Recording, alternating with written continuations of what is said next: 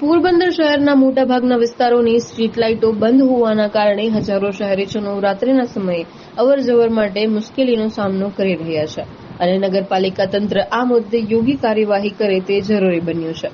પોરબંદર શહેરના મોટાભાગના વિસ્તારોમાં છેલ્લા 5 દિવસથી અનેક સ્ટ્રીટ લાઇટ બંધ છે.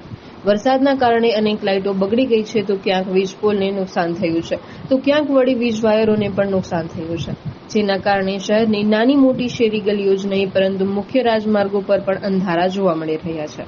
પોરબંદરના બસ સ્ટેશનથી જિલ્લા કલેક્ટરના બંગલા તરફ જતા રસ્તે અને પેરાડાઇઝ ફુવારાથી વિલા સર્કિટ હાઉસ તરફનો રસ્તો, આ ઉપરાંત ચોપાટીથી કનકાઈ મંદિર સુધીનો રસ્તો અને કનકાઈ મંદિરથી વીરબનુની ખાંભી સુધીનો સૂર્યબાગનો રસ્તો અંધારપટ બન્યા છે.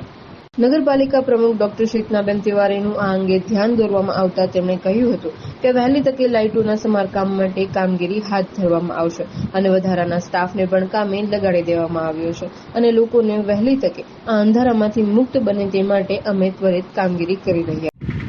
જય શ્રી રામભાઈ. હવે આપણે આ કેકીનગરથી આવાસના છેલ્લા ગેટ સુધી 28 થી 30 થાંભલાઓ આવેલા છે. હવે આજે 28-30 સ્ટ્રીટ લાઇટો છે ને બંધ હાલતમાં જ આજે 2-3 મહિના જેવું થયું. વરસાદ તો હમણાં 5-7 દિવસ થયા. આ સ્ટ્રીટ લાઇટો 2-3 મહિના થયા બંધ હાલતમાં છે. હવે રાત્રે અવર જવરમાં ને એવી તકલીફ પડે છે. રાતના વૃદ્ધ માણસો બધે સાયકલ લઈને અવર જવર કરતા હોય ને હેરાનગતિ એટલી જ છે કે વાત મૂકી દે. હવે મારી નગરપાલિકાને એટલી જ વિનંતી છે કે વહેલી તકે આ સ્ટ્રીટ લાઇટો ચાલુ કરાવી દે, મહેરબાની કરીને.